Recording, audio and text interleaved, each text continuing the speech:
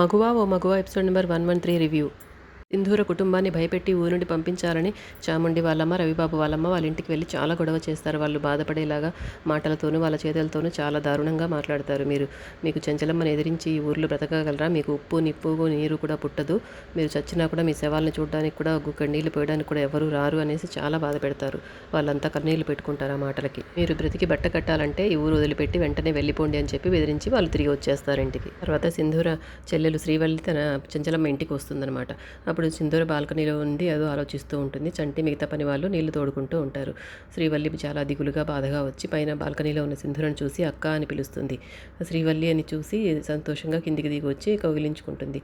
ఏంటి శ్రీవల్లి ఏడుస్తున్నావు, ఏమైంది అని అడుగుతుంది. అక్క, చిన్నత్త వాళ్ళు మన ఇంటికి వచ్చి అమ్మ నాన్నను చాలా బాధపెట్టేటట్టు మాట్లాడారక్క, నాకు చాలా భయం వేస్తుంది అని ఏడుస్తుంది పాపం. ఊర్లో వాళ్ళ చేత అమ్మ నాన్నని కొట్టిస్తామని బెదిరించారక్క అని చెప్తూ ఉంటే చాముండి వాళ్ళమ్మ, రవిబాబు వాళ్ళమ్మ వచ్చి మీ అక్కకి చాడీలు చెప్పడానికి వచ్చావంటే అని చాముండి తిడుతుంది శ్రీవల్లిని. ఇప్పుడు సింధూర వాళ్ళని అడుగుతుంది, మా ఇంటికి వెళ్ళి మా అమ్మ నాన్న బాధ పెట్టి వచ్చారా, వాళ్ళని భయపెట్టి వచ్చారా అని. లేకపోతే సన్మానం చేసి చాలువా కప్పొస్తామనుకున్నావా అని వాళ్ళు నిజంగా ధైర్యంగా ఒప్పుకుంటారనమాట. మా చెంచలమ్మ వదిలిని ఎదిరిస్తే మేము ఊరుకుంటామా అనేసి. అప్పుడు చంటి వస్తాడు. సింధూరమ్మాయి గారు ఇంటి కోడలండి, వాళ్ళ అమ్మ నాన్నని మీరు అలా మాట్లాడకూడదంటే నువ్వు పనివాడి పనిలా వాళ్ళలాగా ఉండు, అన్నింటిలోనూ దూరద్దు అనేసి వాడిని కూడా తిడతారనమాట చంటిని. ఇంకొకసారి ఈ గడపలో అడుగు పెట్టావంటే కాళ్ళు చేతులు విరగొట్టి పంపిస్తాము, నువ్వు వెళ్ళి ఇక్కడ నుండి ముందని శ్రీవల్లిని బాధపెట్టి వెళ్ళిపోమంటారు. సింధూర కోపం వస్తుంది. అయినా కూడా వాళ్ళు ఏం పట్టించుకోకుండా తిడుతూ ఉంటారనమాట. శ్రీవల్లికి బాధ కలిగి వెళ్ళిపోతుంది. సింధూర కోపంతో అసలు చిన్నపిల్లతో మాట్లాడాల్సిన మాటలేనా, మీరు అసలు మనుషులేనా అని అడుగుతుంది. అప్పుడు మా చెంచలమ్మత్త, మీ స్థాయి ఏంటి, నీ స్థాయి ఏంటి, ఏదో మా బావ ఇష్టపడ్డాడు కాబట్టి నిన్ను ఇంటి కోడలుగా చేసుకున్నావు, దానికంటే నువ్వు నెత్తికెక్కుతావా, మీ వాళ్ళంతా మా ఊర్లో వచ్చి చెంచలమ్మని ఎదిరిస్తారా అనేసి వాళ్ళు సింధూరను కూడా తిట్టబోతారు. చూసినంతసేపు చూసి సింధూరను మీరంతా నోరు మూస్తారా అని అంటుంది. ఇంతలో చెంచలమ్మ వాకిలి దగ్గర వచ్చి అన్నీ చూస్తుంది. మీరంతా నోరు మూసుకొని పడి ఉండండి, మీరు ఒకటి మాట్లాడితే నేను 100గా మాట్లాడగలను. నా స్థాయి గురించి మాట్లాడుతున్నా మీరు, అసలు నా స్థాయి ఏంటో మీకు తెలుసా? నేను సింధూర, చెంచలమ్మ గారి కోడలు, అది నా స్థాయి అని చెప్తుంది వాళ్లకు. నోరు అదుపులో పెట్టుకోకపోతే నేను సింధూరలాగా మాట్లాడను, చెంచలమ్మ కోడల్లాగా మాట్లాడాల్సి వస్తుంది, జాగ్రత్త అంటుంది. అప్పుడు చెంచలమ్మ నడుచుకుంటూ వాళ్ళ దగ్గరకు వస్తుంది. ఇప్పుడు చెంచలమ్మ, అందరూ ఆపండి, ఏం జరుగుతుంది ఇక్కడ అంటుంది. చూసావో వదినా, మమ్మల్ని మీ బంధువులను కూడా చూడకుండా ఎంతగా నోరు పడేసుకొని మాట్లాడుతుందో, ఎంత మర్యాద లేకుండా మాట్లాడుతుందో మీ కోడలు అని చెప్తారు.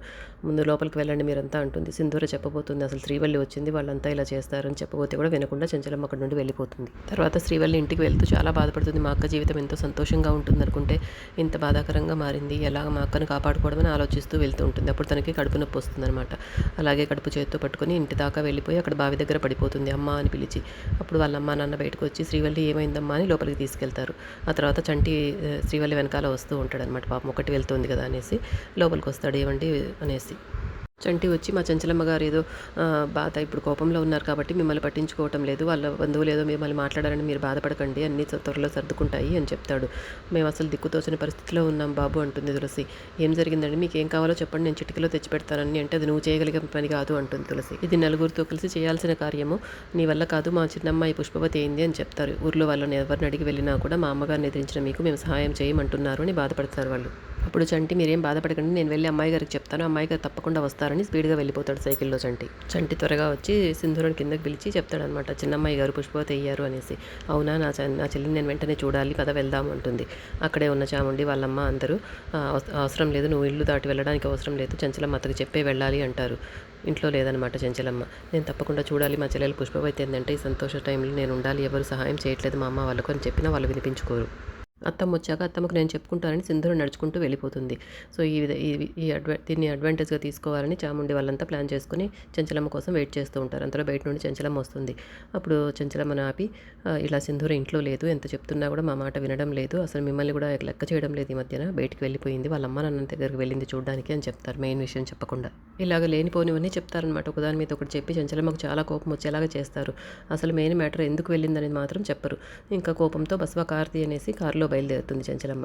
సింధూర నడుచుకుంటూ వెళ్తుంది కదా, తన కారులో వెళ్ళి అడ్డగించి కారు ఎక్కువ అనేసి తీసుకొచ్చేస్తుంది ఇంటికి. మధ్యలో ఇంకా చూపించారు. తర్వాయి భాగంలో చెంచలమ్మకు అందరితో మాట్లాడుతుందనమాట.